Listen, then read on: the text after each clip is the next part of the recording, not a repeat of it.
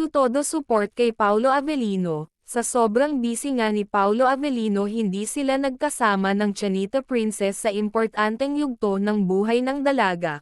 Matatandaang sa Siargao nga nagdaos ng ika-34 na kaarawan si Kim Chu at hindi nga nakadalo si Paolo Avellino sa sobrang busy nito sa kanyang solo movie na Elevator. Kasama niya dito si Kylie Versosa bilang leading lady niya.